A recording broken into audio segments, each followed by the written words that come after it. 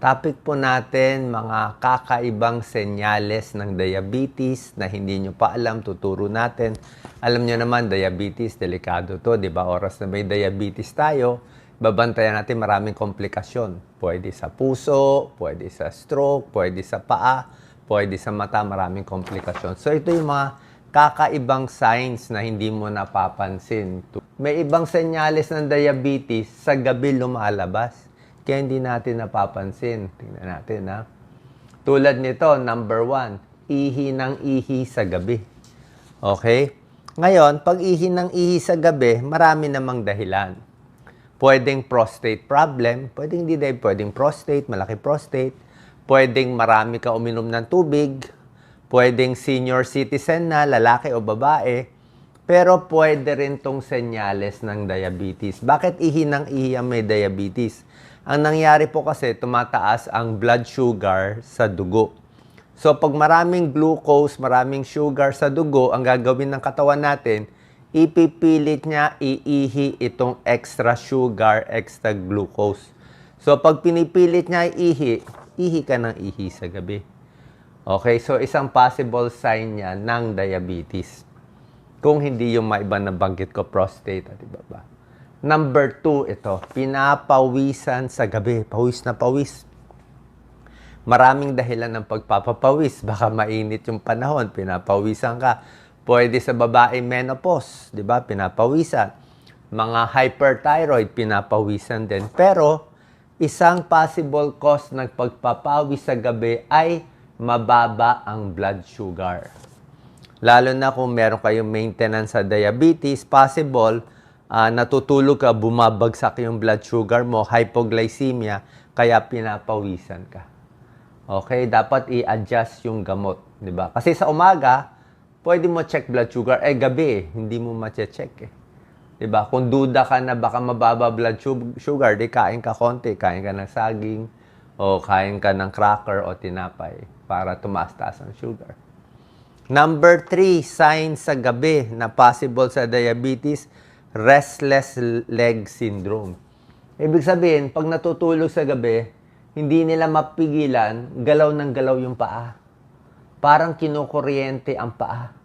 Nangangati ang paa, sumasakit ang paa, humihilab, nangangati, parang may humihila, parang maraming langgam na naglalakad sa paa. Restless leg syndrome yan. Ngayon, merong ibang sakit.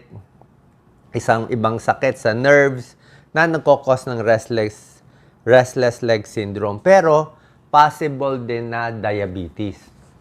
Yung mga diabetes na mataas yung blood sugar, nasisira yung nerves eh.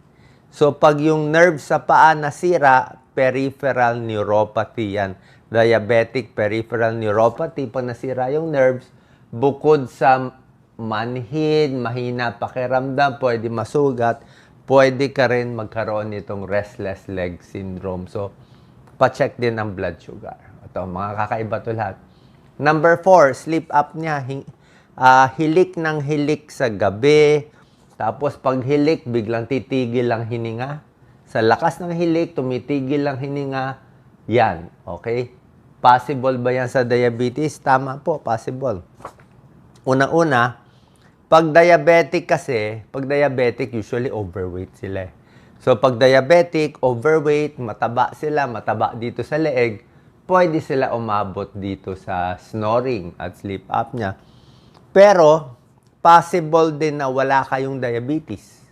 Wala kayong diabetes. Ang problem nyo lang, ito, paghilik at sleep apnea, nagbabara lang yung lalamunan. Pwedeng malaki leeg, o makapal yung mga laman dito sa lalamunan natin. Ngayon, pag nag-umpisa ka sa sleep apnea, pwede rin magdulot ng diabetes. Paano mangyayari yon? Sleep apnea, ibig sabihin, kulang ka sa oxygen. Kulang sa oxygen katawan mo, dadami carbon dioxide, mahihirapan yung katawan. Pag nahirapan yung katawan, magkakaroon na ng insulin resistance, hindi nagagana yung insulin, tataas na yung blood sugar mo.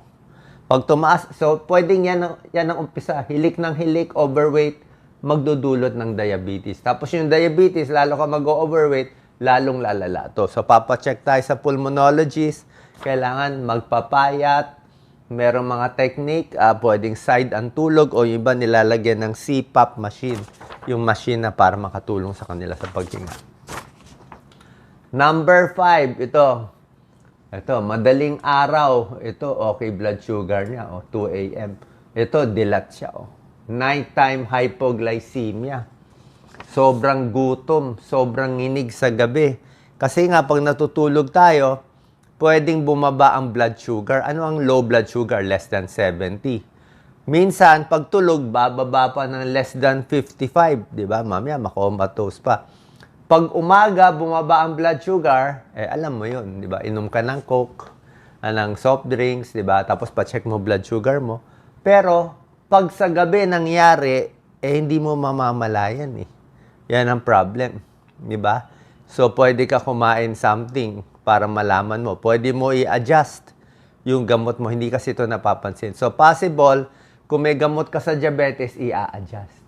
Or yung kain mo, baka masyado maaga kain mo. Like ako, kain ko alas 6 ng gabi, di ba? Baka gugutumin na. So, pwedeng kain ka maaga, pag mga 8 o'clock, meron kang konting meat, konting extra kain, kahit maliit na tinapay, para hindi ka gugutumin sa gabi. Yan, night time. Ito, ayon sa isang pag-aaral, yung pagbagsak ng blood sugar, 50% nangyayari sa gabi. So, common to. Common to. Number 6, uhaw na uhaw pag madaling araw. Okay, sa gabi, ang early sign na pinaka-early sign ng diabetes, uhaw. Laging dry mouth, laging uhaw. Mas obvious pa pag gabi. Okay, bakit? Kasi pag mataas ang blood sugar mo, di ba, mataas ang blood sugar, pipilitin ng katawan ilabas yung blood sugar. So, ihi ka ng ihi. Diba? Tulad na sinabi ko, isang sintomas, ihi. Pag ihi ka ng ihi, madi-dehydrate ka. Kukulangin ka ng tubig, uuhawin ka. Matutuyo ang lalamunan mo. Kaya mapipilitan ka uminom ng tubig. Diba? So, pwede yan. Okay? Number 7, nighttime cramps. Okay? Halos lahat ng tao makaka-experience ng cramps. Halos lahat, okay? Pagdating ng 60 years old nga, marami. Madalas magka-cramps. So ako madalas rin ako magka-cramps. Ngayon, maraming ibang causes ng cramps, ha? Pwedeng dahil sa mababa potassium mo, kain ka ng saging, nagka-cramps. Pwedeng dehydrated ka, kaya ka nagka-cramps. Pwedeng napagod ka, naglakad ka ng malayo, nagtrabaho ka, kaya ka ng cramps. Pwede nalamigan ng aircon, nagkaroon ka ng cramps. Pero, pwede rin diabetes. Okay, ano connection ng diabetes sa cramps? Tulad na sinabi ko, complication ng diabetes, nasisira ang nerves. Diabetic peripheral neuropathy. So, pag nasira ang nerves, pwede mag-cramps. Pag dehydrated, kasi mataas ang blood sugar, magka-cramps ka din. Okay? So, yung diabetic na madalas mag-cramps, usually maraming sintomas, masakit, manhid, nangingimay ang paa. So, pa-check din ang blood sugar. Number 8, malabo ang mata. Okay? Komplikasyon ng diabetes to, di ba? Pwedeng diabetic retinopathy, yung blood vessel, nabubulag. Tapos, ang sintomas nito, kadalasan sa gabi. Kasi gabi madilim eh. Diba? Madilim sa gabi, kaya parang lalong hindi ka makakakita, blurred night vision. Pag sa umaga, maaraw, tingin mo nakakakita ka naman. Pero pag gabi, doon lumalabas yung walang ilaw sa gabi, doon parang lumalabo ang mata, hindi ka makakita ng kulay, parang may floater pa, parang may lumulutang-lutang, i-control ang blood sugar, pa-check sa ophthalmologist.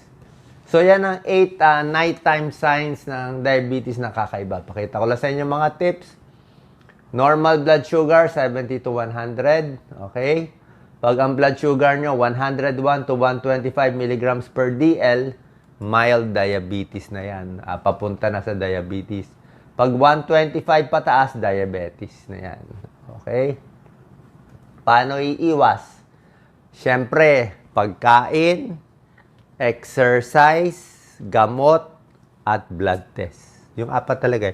Pagkain, aayusin, exercise para bumaba blood sugar, gamot kung kailangan, at magpapacheck ng blood sugar para malaman ito. Gusto mo bumaba? Galaw-galaw. Ito yung mga usual symptoms. Sinabi ko na sa inyo, yung mga sugat na hindi gumagaling, vaginal infection, laging nauuhaw, hindi na makipagtalik, mahina na yung pagtatalik, pero medyo late na yan, namamanhid, namamayat, laging pagod. Pero yung pinakita ko sa inyo, mas kakaiba. Maraming komplikasyon ng diabetes. Pwede ma-stroke, masira ipin, masira nerves, ma-heart attack, mata mabulag, pati glaucoma, at ito pinakadelikado pa, kidney failure at dialysis. Okay, para makaiwas sa komplikasyon, dapat chinecheck lagi ang paa. Magandang sapatos, kailangan. Sa mata, yan, normal retina, diabetic retinopathy. Ang nangyayari, nagkakadugo-dugo. Yan, nagkakadugo-dugo. Nagkakaroon ng mga bagong ugat yung mata. At pag nagkaroon ng mga bagong ugat, nangyayari, parang hinihila niya yung retina. Parang hinihila niya, dumadami yung ugat. Pag dumami yung ugat, yung papel, parang nakukuluntoy siya. So, minsan nagre-retinal detachment. So, kailangan pa-check ang mata, lahat ng diabetes. Sayang din yung mata. Mahalaga po to. Okay? Pati ipin, importante. Oras na masira na yung ipin, kasi nga, mataas blood sugar, mabilis magka-infection. Gum disease. So, tamang pagkain, yung mga matatamis, 'di ba? Maalat, matataba, bawas talaga sa pagkain. Dapat talaga yung pagkain nyo, pare-pareho ang dami, lalo na kuminom kayo ng gamot. Bawas stress, exercise. Pag may sakit, tumataas ang blood sugar. May binabantayan. Stress and diabetes, malaking connection. Mas stress yung tao, mas... Ito, picture lang, timbang. Minsan kailangan ng insulin treatment, rubber shoes. Check ang blood pressure, check ang puso, check ang mata. May mga gamot na binibigay, okay, baka may nakita kayong fake news na maraming mga fake news maraming nagbebenta ng gamot. Pero ako, huwag kayong maniniwala sa fake news. Sinasabi ko sa inyo, harapan tayo na okay ang metformin.